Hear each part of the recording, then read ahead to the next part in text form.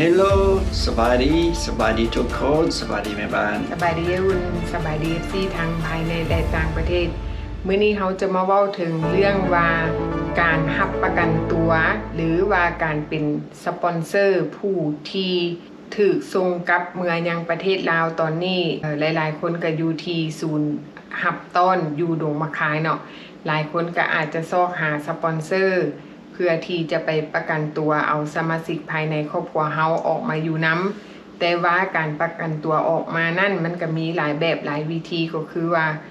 มันขึ้นกับว่าสปอนเซอร์ผู้ที่จะไปประกันเอานั่นเนาะเป็นคนแบบใดนิสัยใจคอเป็นแนวใดบางคนก็อาจจะถือผู้สวยโอกาสที่ว่าเรียกร้องเอาเงินเอาคำโดยที่มีค่าใช้จ่ายเนาะอันนี้เฮาก็เฮ็ดคลิปหลายๆเทื่อที่เฮาออกมาเตือนหลายๆคนเนาะอย่าเฝ้าใจร้อนแล้วก็อย่าใจง่ายให้เบิ่งไปดนๆเบิ่งไปคักๆเนาะคือสมมุติว่า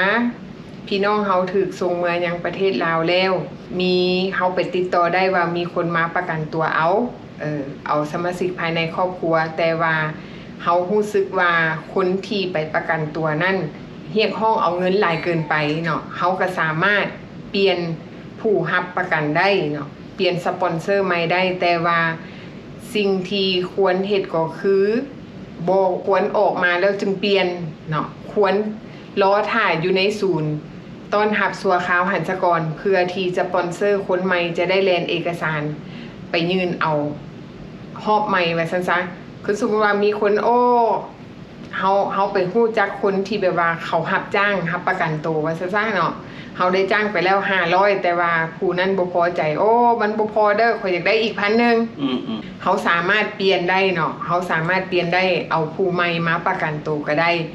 แต่ว่าต้องได้รอท่าอยู่ที่ศูนย์ต้อนรับสัวขาวหันสกรแม่นอันนี้เฮาก็ว่าความสะดวกสบายตอนเฮาอยู่ในหม้องศูนย์ต้อนรับสัวขาวเนาะแม่นอันนี้เฮาจะเปลี่ยนสปอนเซอร์แล้วเปลี่ยนหนังสือมันง่ายสะดวกเพราะว่าเฮายังบ่ได้ออกมาทางนอกเทื่อบัดนี้ถ้าสมมุติว่าเฮาออกมาทางนอกได้บัดนี้มันอีกขั้นตอนนึงได้บัดนี้ถ้าหากว่าสปอนเซอร์คนแรกรับประกันออกมาแล้วเพื่อที่จะไปส่งมอบให้ผู้ที่2คนแรกอาจจะสวยโอกาสเรียกร้องเอาเงินสวยโอกาสแบบใดสวยโอกาสบอกว่าถ้าหากว่าเจ้าอยากได้เท่าอุ่นนี่ไปเบิ่งแยงเจ้าต้องได้เสียโอกาสให้ข่อยเพราะว่าข่อยเป็นคนไปเล่นเจี้ยแลนโซเอาเราออกมาเสียค่าน้ำมันรถเสียเวลาเนาะเสียเงินหลายอันหลายอย่างเพราะฉะนั้นเจ้าต้องได้มาจ่ายให้ข่อยเพิ่มถ้าเจ้าอยากเอาเราไปเนาะและอีกอย่างหนึ่งบางคนก็ใช้วิธียึดบัตรประจำตัวไว้เพื่อสร้างความยุ่งยากในการที่เฮาจะไปใช้ชีวิตว่าซั่นๆเพื่อที่เฮาจะไปอยู่นำสปอนเซอร์คนใหม่บัตรประจำตัวก็บ่เอาให้หนังสือก็กักไว้บัดนี้เฮาไปใหม่เฮาก็ย้านเพราะว่าเฮาบ่ได้ฮู้เรื่องกฎหมายอยู่ประเทศลาวว่าเป็นแนวใดเนาะเฮาย้านเพราะฉะนั้นบางคนก็เลยเท่าใดก็ได้จ่ายเพราะว่าได้ลงเรือลำเดียวกันแหละเพราะว่าย่านเนาะเพราะว่าบ่ฮู้ว่าอีหยังมันสิเกิดขึ้นมีการข่มขู่กันก็เลยเฮ็ดให้ย่านเกิดขึ้นอันนี้แม่นเฮาก็มาเล่าให้ทุกคนได้ฟังแต่ว่าเฮาก็มีคลิปมาให้ทุกคนฟังจากผู้ที่เรามีประสบการณ์ตัวจริงว่ามันเป็นแนวใดไปฟังคลิปก่อนเนาะพี่น้องเนาะแปลว่าคันใดอันนี้มันก็สามารถคนลาวคนหนึ่งแล้วเข้าใจบ่คันบ่ได้อันนี้มันบ่มันเป็นคนเถื่อนไปเลยได้บัดนี้แม่นบ่มีบัตรพอจำได้อันนั้นแต่วันจันทร์นี่ก็จะเซ็นมาให้เจ้าหน้าที่ก็โทรนำอยู่ดอกคือคิดว่าโอ้น่าบ่าวน่าสาวยังน่าบ่าวก็เป็นจังซี่เนาะว่าพี่น้องเฮาเองก็คือมาโหดแท้นะข้อยก็บ่คิดบ่ฝันว่ามันสิเป็นจังซี่คนอยู่อเมริกาก็ส่งเงินยังแม่นให้ส่งผู้ใดมาให้ก็บ่พอมันแม่นความบ้านเฮาเว้าได้เลยขอบใจเด้อที่มาแชร์มาบอกนะตัวนี้ความจริงได้นี่ตัวนี้ความจริงคันเจ้ามีน่ะไปเว้าเลยให้เท่าใดก็บ่พอให้เท่าใดก็บ่พอให้เป็นล้านดอลก็บ่พอคือเก่าวันนี้ข้อยก็เปลี่ยนสปอนเซอร์แล้วมันก็แม่นที่ว่าเพิ่นเว้าก็แม่นจริงถ้าเราไปเปลี่ยนอยู่กันก็ดีคือกันหลายคนออกมาแล้วก็ไปเปลี่ยนสปอนเซอร์มันยากเฮ็ดเป็นยากแม่นเพราะว่าเฮาออกมาแล้วผู้สปอนเซอร์ที่เซ็นเฮาออกมาต้องไปใช้ว่าอันนั้นเขาเจ้าบ่ใช้เขาเจ้าก็เฮ็ดแบบว่าคู่เฮาได้ล่ะคือมึงต้องเอามา20 20ล้าน30ล้านต้องได้จ่ายให้เขา อ๋ออันจะเปลี่ยนต้องจ่ายเงินให้เจ้าซะก่อนจังว่าเปลี่ยนได้ แบบนั้นพอลางคนเขาเจ้าใจดีก็เขาเจ้าบ่เฮ็ดแบบนั้นก็ได้เขาเจ้าเส้นเนาะก็แล้วไป อ่า แต่ส่วนหลายมันบ่มีหรอกมี100คนนี่อาจสิมีอยู่คนหนึงใจดีมาสิเฮ็ดแบบนั้นให้นะส่วนหลายเขาเจ้าเอาเงินแหละแต่ว่าสิเปลี่ยนบ่ต้องออกมาเทื่ออยู่หันก่อนอาจสิได้อยู่เป็นเดือน2เดือนแต่ว่าดีที่ว่าเปลี่ยนอยู่หั่นน่ะ อ๋อโอเค เพราะว่าเพิ่นสิเฮ็ดให้มาให้ดีที่สุดเปลี่ยนอยู่หั่นโลด อ๋อ ว่าคือว่าสปอนเซอร์เฮาบ่มักสปอนเซอร์ซะว่าเฮาเปลี่ยนโลดโอ้กูบ่ออกไปละกูบ่ออกไปนำผู้นี้เฮามีสิทธิ์บ่ออกเลยเขามีสิทธิ์ที่ว่าบ่ออกไปนำ โอ้ สปอนเซอร์คนนั้น โอ้ดีที่มาบอกให้ฮู้แบบ คือเจ้านี่นะคือเจ้านี่มาประกันเอาข่อยนะเอาก็บ่รู้จักเจ้าคือเจ้ามาย่างมาเนี่ยก่อนมื้อข่อยสิออกนะเจ้าต้องไปอยู่นำข่อยเจ้าอยู่ตรงบ่อนนี่บ่มี AC เจ้าอยู่ตรงทุ่งนาเลี้ยงงัวเลี้ยงควายข่อย อ่า บัดนี้ฮอดมื้อมาเจ้ามารับเอาข่อยบอกว่าบ่ไปนำเจ้า อ๋อ ก็เลย อ๋อเปลี่ยนใจได้โอเค แต่ว่า อืม มีหยังมันก็สิลืมออกเบิดแต่ว่ามันต้องได้อยู่อีกอาจจะมันธรรมดาได้ออกมื้อนี้เนาะอาจจะมันอยู่2เดือนหรือว่า3เดือนก็บ่เป็นหยังดี ดี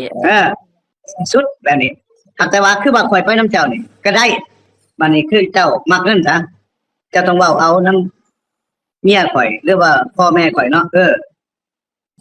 ข่อยอยากได้ค่าเสียหายข่อยเสียเวลาข่อยไปหักเอาเราข่อยจะเอา50ล้านเจ้าก็สิ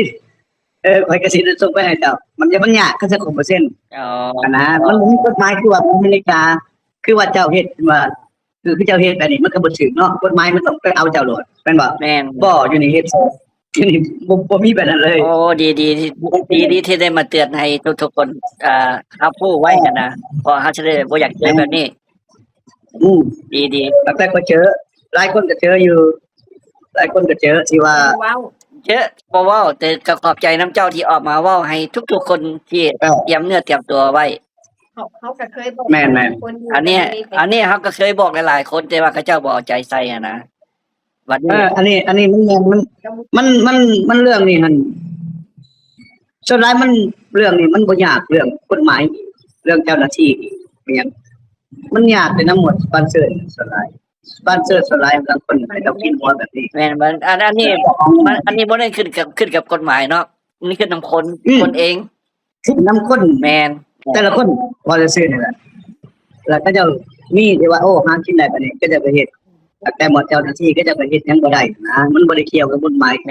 กฎหมายเนาะ แม่นบ่ได้เกี่ยวกัน มัน เอ่อ บ่ได้ อัน เกี่ยว นี้ กัน คือว่าพวกสวยโอกาสแม่น แม่นแล้ว แม่นก็จะไปเฮ็ดแบบนี้ไปเลยแล้วมันก็บ่ดีนะต่อสำหรับหมวดเฮาเนาะหมวดที่เทนี่เนี่ยมันก็บัดนี้หลายคนก็จะไปอยู่นํกันดีคือกันที่ว่าก็จะไปอยู่นํกันคือข่อยนี่แหละอยู่คนเดียวอยู่นี่นะแต่ข้อยก็บ่อยากอยู่มันไปก็บ่มีหยังดอกมีแต่เขาให้นะอยู่อเมริกาก็ได้เขาก็ไปเช่าอยู่คนเดียวก็ไปเช่าไว้แล้วเช่า6เดือน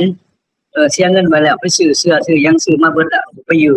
เดี๋ยวนี้ก็ยังมีอยู่อยู่บ้านนอกพุ่น อืม แต่ข่อยอยากเข้ามาอยู่ในเมืองอะนะเหตุผลมันเป็นแบบนั้น อ๋อโอเค ก็เซาเงินก็ได้ สอบในเมืองก็มีก็ เงินเซา นั่นว่านก็มีว่าสิไปอยู่แถวบ่อนแถวสิไปเบิ่งบ่อนแถวชาติหลวงนี่แหละ อ๋อเดี๋ยวนี้ได้ใจมักอยู่แถวใด แถวในบ่อนถนนยังบ่อนฝรั่งเที่ยวหลายๆนะยังมื้อคืนยังฝรั่งเที่ยวหลาย อยู่แถวซีฮอลวะแถวมันมีร้านอาหาร เดี๋ยวนี้ มันมีเบิดทุกสิ่งทุกอย่างเลย แพงได้เขาเจ้าไปอยู่ใกล้ๆแถวนั้นมันแพงค่าเช่ามันแพง แม่เรื่องสปอนเซอร์นี่มันก็มีคนดีอยู่มันก็บ่แม่นว่าสอนว่าทุกคนเนาะ มันเรื่องอันนี้มันก็มีหลายคนน่ะก็เจ้าค่าก็อย่างว่าเรื่องสปอนเซอร์นี่แหละเรื่องคนมันหลายคนก็เจ้าก็แนะนำแต่มันก็เป็นโทษค่อยนี่แหละคันสิบอกว่าอะไรหัวหน้าเพิ่นก็แนะนำคันเจ้าอยากเปลี่ยนสปอนเซอร์มันก็บ่ได้ยากบ่ไปนำเลยก็แล้วแต่เจ้าต้องได้อยู่ดนเพิ่นเว้านะแต่ว่าคันอยากเปลี่ยนก็ไปเปลี่ยนอยู่นอกมันก็ยากหน่อยนึงมันต้องได้เส้นหยังให้กันนั่นแหละกันเทเพิ่นสิไม่โดดบ่ต้องเส้นหยังให้กันก็บ่ไปแต่ว่าเจ้าต้องอยู่1เดือน1 2เดือนมันก็เฮาอยู่คุกมาบ่โดนๆเนาะเป็น6-7เดือนแล้วก็เป็นปีสิอยู่ดำเดือน1 2เดือนสิอยู่หันบ่ได้เฮาบ่ได้ใช้หยังเพิ่นก็มีปีดำที่ว่าไปหันไปนี่อยู่หั่นน่ะก็ยังเสร็จบ่ได้นะบางคนก็อยากออกไป เฮามาประเทศใหม่แล้วเฮาอยากเบิ่งนะเบิ่งหันเบิ่งนี่เนาะ เออเออเออ ตื่นเต้น เออ มันออกไปแล้วมันเป็นจังซั่นได้บัดนี้มันก็ดีอยู่ที่ว่าเอาเฮ็ดอันนี้ยังก็ดีอยู่ดีกว่าอเมริกาอยู่แต่กฎหมายแบบนี้กฎหมายจะว่านะ เออเออ ระวังที่สุดก็มันสปอนเซอร์ เอา คนเดียวนี่แหละ โอเคเข้าใจเข้าใจละนี่แหละวันนั้นน่ะ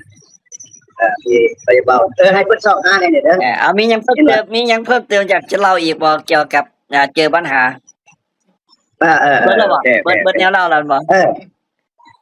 ตัวนี้แหละมันสำคัญที่ว่า เอาเกี่ยวกับสปอนเซอร์เนาะโอเค เกี่ยวกับสปอนเซอร์มันระวังไง บ่ยาก เล่าให้ ขอบใจเด้อ โอเคขอบใจที่มาเล่าสู่กันฟังทุกคนฟัง โอ เนาะ เคโอเค เอาไปสวัสดีนะ โอเคพี่น้องหลังจากที่เขาไปฟังคลิปมาแล้ว อันนี้ก็เป็นอุทาหรณ์สอนใจเพื่อเตือนสติพี่น้องลาวเฮาที่อยู่สหรัฐอเมริกาก่อนที่เขาจะจ่ายเงินไปจ้างสปอนเซอร์หรือว่าเขาจะจ่ายเงินออกจากโถงให้สปอนเซอร์เพื่อที่จะไปรับประกันเอาสมาชิกในครอบครัวอันนี้เขาก็ต้องคิดคักๆแบบว่าพิจารณาก่อนบ่เฝ้าใจฮ้อนเพราะว่าคนที่ถูกส่งเมือยังประเทศลาวนั่นเนาะมันต้องได้ใช้เวลาได้จักหน่อยเฮาบ่ต้องเฝ้าฟังถ้าเฮาว่าเฮาเฝ้าเพื่อที่เฮาจะออกมาก็บ่ได้เฮ็ดหยัง แม่น ออกมาก็ต้องมีความยุ่งยากได้ไปซอกบ้านเซาได้ไปซอกบอนที่พักพาอาศัยแล้วอีกอย่างหนึ่งบางคนได้สปอนเซอร์มาประกันตัวออกมาแล้วสปอนเซอร์นั้นเป็นคนบ่ฮู้จักกัน แม่น คันถืองานพี่น้องก็ถือว่าโชคดีเนาะที่มาประกันเอาบางคนก็ถือพี่น้องที่ว่าหน้าเลือดขูดฮีดอันนี้ก็มีมาให้เห็นแล้วเนาะ แม่นเฮาเนี่ยเฮาก็เฮายินมาหลายๆเที่ยหลายคนที่มาเล่าสู่เฮาฟังเฮาก็เล่าผ่านๆไปแล้วหลายคลิปเนาะ แม่น ถ้าหากเขาสำหรับดีโพที่ไปเจอปัญหาบัดนั้นสมมุติว่าเขาเจ้ายึดบัตรเฮาไว้ สำหรับพี่น้องลาวคนใดถ้าหากว่ามีสปอนเซอร์ขูดฮีดหรือว่าครูเอาเงินแล้วยึดบัตรประจำตัวไว้ อันนี้ก็บ่ต้องเป็นห่วงแล้วก็บ่ต้องย่านบ่ต้องกังวลเฮาต้องไปแจ้งตม.แจ้งเจ้าหน้าที่ตำรวจแจ้งนายบ้าน อันนี้เฮาต้องไปแจ้งเนาะแล้วเจ้าหน้าที่เพิ่นจะออกบัตรตัวใหม่ให้ผู้ใดหากว่าเป็นสปอนเซอร์แล้วไปยึดบัตรแล้วก็ไปข่มขู่เอาเนาะอันนี้มันก็มีกฎหมายคุ้มครองอย่าสู้ไปเฮ็ดเนาะพี่น้องเนาะเพราะว่าพี่น้องลาวเฮาเพิ่นหนีฮ้อนมาเพิ่งเย็นเฮาก็ต้องซอยเหลือซึ่งกันและกันเนาะบ่แม่นว่าหนีเสือไปพ่อแค่เฮาบ่ต้องคิดว่าคนอยู่เมืองนอกนี่เขาเจ้าสิมีเงินเบิดทุกคนอันนี้บ่แม่นเนาะสำหรับคนมีเงินเขาเจ้าก็มีแต่ว่าสำหรับคนที่เขาเจ้าตกทุกข์ได้ยากก็มีก็ถือว่าเฮาซอยเหลือซึ่งกันและกันคันอยากได้ก็ขอกันดีๆเนาะคันสมมุติว่าเฮาบ่มีหรือว่าเฮาต้องการความช่วยเหลือ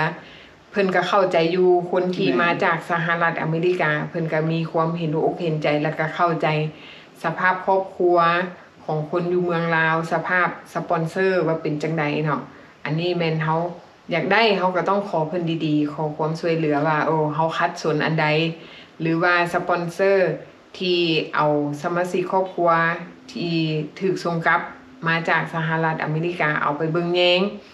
อันนี้ถ้าหากว่าเฮาคัดสนหรือว่าขาดอันใดเฮาก็บอกเพิ่นว่าคันสมมุติว่าเพิ่นว่าโอ้อยู่บ้านร้อนอยากใส่แอร์อันนี้ก็สุดแล้วแต่เพิ่นเนาะ อันนี้เว้ากันได้เนาะ แม่น ก็เว้ากันได้ เว้ากันได้ แบบว่าเว้าตรงไปตรงมาบ่ให้เว้าอ้อม แม่ เพราะว่าคนอยู่อเมริกามักเว้าตรงไปตรงมาโลด แม่ คันเว้าอ้อมแล้วแบบบ่เข้าใจนะ แม่ เพราะว่าเขาเจ้าก็สำหรับเฮาเดาใจบ่ออก แม่เนาะ แค่ว่าเว้าตรงไปตรงมาแล้วเนาะ แม่หรือว่าอยากให้ซอยเรื่องค่าน้ำค่าไฟค่าอยู่ค่ากิน อันนี้เขาก็ขอโลดเว้าโลดว่าโอ้เจ้าสิมาอยู่น้ำค่อย เจ้าจ่ายนั่นจ่ายนี่เนาะ แม่ เฮาก็บอกให้กันฮู้โลด แม่ บ่แบบว่าเฮาสิอ่านใจโอ้ยน้ำก็บ่จ่ายค่าไฟก็บ่จ่าย ค่าอาหารก็บ่ซอย แม่ จังซี่นะ นี่ก็ มีหยังเว้าออกมาให้กันฮู้โลด แม่ เพราะฉะนั้นเฮาสิได้อยู่กันแบบเข้าใจกัน แม่นอยู่แบบมีความสุขเนาะ แม่น คันสมมุติว่า เอาพี่น้องไปอยู่น้ำอยากต้องการความช่วยเหลือก็บอกเขาเจ้าว่าเจ้าจ่ายให้ข่อยได้บ่เดือนหนึง200นำไหนแล้วเบิดทั้งค่าเช่าบ้านค่าอยู่เนาะคันสมมุติว่าเจ้าฮ้อนเจ้าอยากซื้อแอร์มาใส่จะซื้อมาใส่แล้วเฮาก็คิดรายค่าไฟเบิ่งว่าแต่ละเดือนเฮาจ่ายค่าไฟเท่าใดอันนี้เฮาก็ต้องได้บอกเพิ่นแจ้งให้เพิ่นฮู้ ทุกสิ่งทุกอย่างตกลงกันได้ แม่น สู้คนสู้ซอยกันเนาะ แม่นช่วยเหลือซึ่งกันและกัน อันนี้แม่นเฮาต้องมีความจริงใจซึ่งกันและกัน2คำ2ฝ่ายถ้าหากว่าคนที่ถูกส่งไปแล้วคันรู้สึกว่าอยู่นำสปอนเซอร์แล้วอึดอัดใจเฮาก็สามารถออกไปเช่าบ้านอยู่ต่างหาก แม่น อันนี้เฮาก็ต้องบอกเพิ่นคือไปใหม่ๆเฮาอาจจะอยู่น้ำเพิ่นได้ชั่วคราวเดือนหนึงลองเบิ่งคันสมมุติว่าอยู่ได้ก็อยู่ต่อคันอยู่บ่ได้เฮาก็ขอเพิ่นว่าค่อยขอไปเช่าบ้านอยู่ต่างหากได้บ่แยกตัวออกไปอยู่ต่างหากก็คิดว่าพี่น้องเพิ่นก็เข้าใจ แม่นโอเคเนาะสำหรับคลิปนี้ก็มีแต่แนวดีๆมาแชร์กันเนาะ แม่ เจอกันคลิปหน้าบ๊ายบาย